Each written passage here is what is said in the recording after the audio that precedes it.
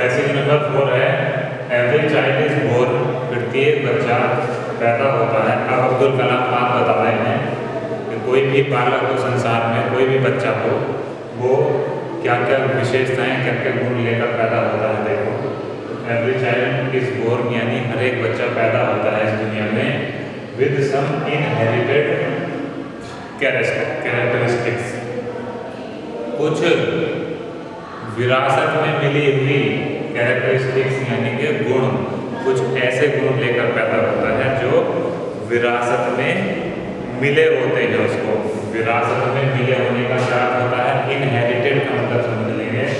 Inherited होता है जैसे किसी के फादर बुद्धू है मान लो, तो बच्चा अगर बुद्धू है, बच्चा भी कम इंटेलिजेंट है, तो क्या कहते हैं कि ये बात इसको विरासत में मिली है, समझ गए।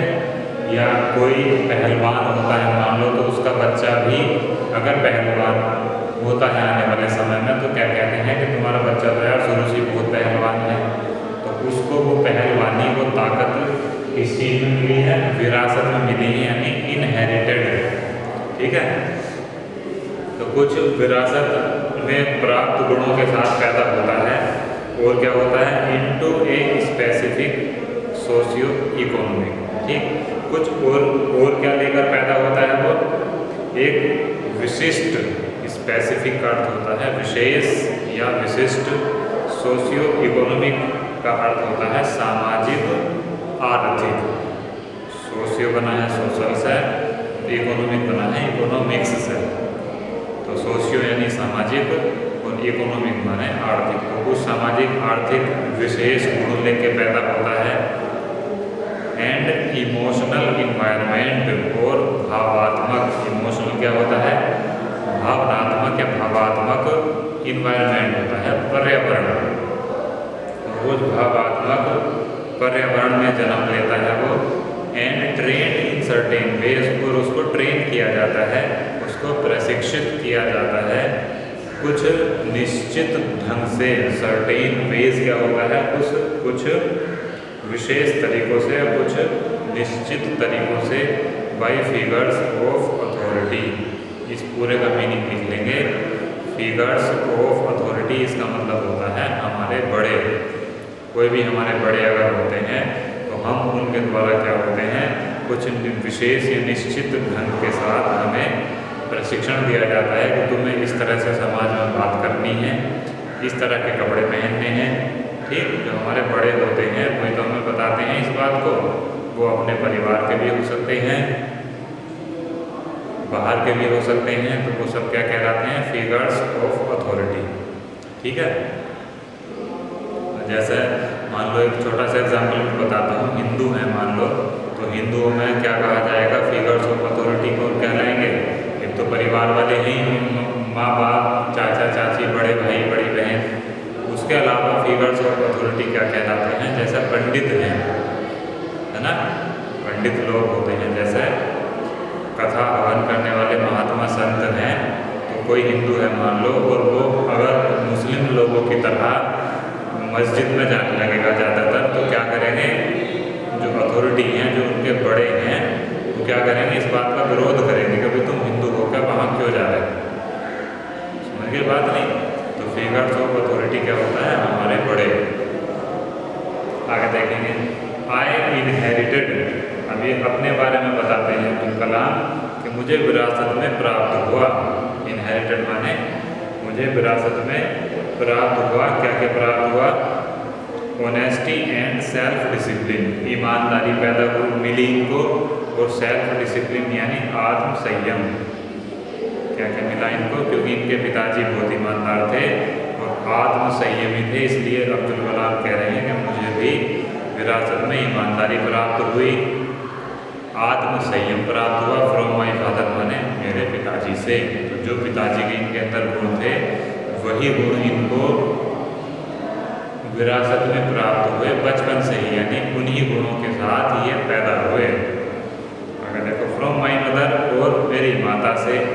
आई इनहेरिटेड, अभी बता रहे हैं कि मेरी माता से मुझको विरासत में मिला फेथ इन गुडनेस, विश्वास इन गुडनेस माने भलाई में, यानी कि इनकी माता भलाई करती थी, भलाई करने में विश्वास रखती थी। तो ऐसे ही बताते हैं कि मुझे भी भलाई करने में, गुडनेस यानी अच्छाई या भलाई, लोगों की अच्छाई कह सकते हैं हम।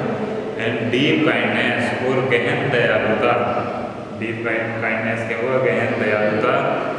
And so did my 3 brothers and sister, और ये बताया है कि जैसे मेरी माता से मुझको अच्छाई, भलाई और गहन दयालुता मिली, क्योंकि इनकी माता बहुत दयालु थी।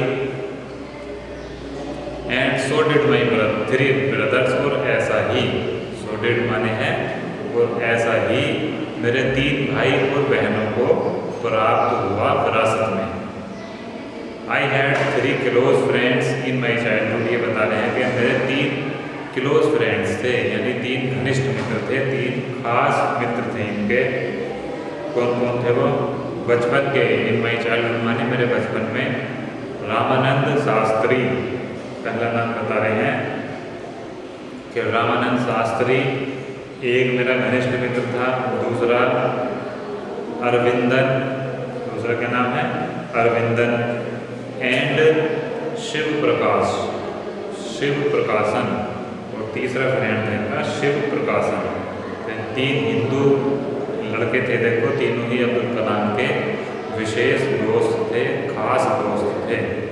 ऑल दीज बॉयज, ये तीनों लड़के, वर फ्रॉम ऑर्थोडॉक्स हिंदू ब्राह्मण फैमिलीज, ये जो तीनों लड़के हैं, ऑर्थोडॉक्स का मतलब होता है कट्टरपंथी। ऑर्थोडॉक्स क्या होता है? कट्टरपंथी या रूढ़िवादी भी कहा जा सकता है, ठीक। ऑर्थोडॉक्स होता है जो बिल्कुल कट्टर हो, कट्टर हिंदू। ऑर्थोडॉक्स हिंदू का मतलब है कट्टर हिंदू, बिल्कुल हिंदू धर्म से आगे कुछ ना सोचे, बाकी धर्मों को पसंद ना करता हो, उसे कहते हैं हम ऑर्थोडॉक्स। ऑर्थोडॉक्स मुस्लिम अगर कहेंगे हम तो कैसा हो जाएगा? रूढ़िवादी मुस्लिम, यानी कट्टरपंथी मुस्लिम, जो हिंदुओं को पसंद ना करता हो। तो कह रहे हैं कि ये तीनों लड़के जो थे ये पक्के हिंदूवादी थे। ब्राह्मण फैमिलीज माने पक्के हिंदूवादी, ब्राह्मण परिवार के थे, फैमिलीज माने परिवारों के। एज चिल्ड्रन, बच्चों के रूप में, हम आगे बताते हैं ये कि बच्चों के रूप में, none of us ever felt any difference, हमने कभी भी, नन ऑफ अस माने हम में से किसी ने भी नहीं, एवर फेल्ट माने कभी महसूस किया, एनी डिफरेंस का अर्थ होता है कोई भेदभाव। तो कह रहे हैं कि बालक के रूप में, बच्चों के रूप में हमने कभी भी आपस में भेदभाव या अंतर महसूस नहीं किया। अमंगेस्ट अवरसेल्व्स, अमंगेस्ट अवरसेल्व्स का अर्थ है, अमंगेस्ट का अर्थ होता है बीच में, और अवरसेल्व्स होता है हमारे खुद के। तो ये बात बता रहे हैं कि हमने कभी भी अपने बीच में, तीनों लड़कों ने कभी भी इस तरह का कट्टरवादी हिंदू पंथ या कट्टरवादी मुस्लिम पंथ का कभी भी अनुभव फेल्ट यानी महसूस नहीं किया, किसी प्रकार की कोई भिन्नता या अंतर, because of our religious differences and upbringing. अभी आगे बताते हैं कि इसका कारण क्या बात थी? इसके कारण थी कि बिकॉज ऑफ का होता है के कारण, अवर रिलीजियस डिफरेंसेस, हमारे जो धार्मिक भेदभाव थे, डिफरेंसेस माने अंतर या भेदभाव, हमारे जो धार्मिक अंतर थे, एंड अपब्रिंगिंग और पालन पोषण, अपब्रिंगिंग का अर्थ निकलेंगे पालन पोषण। तो इनके धार्मिक अंतर और पालन पोषण के कारण कभी भी इन्होंने अपने बीच में धार्मिक रूप से भिन्नता का या हिंदू मुस्लिम वाली भावना का महसूस या अनुभव नहीं किया।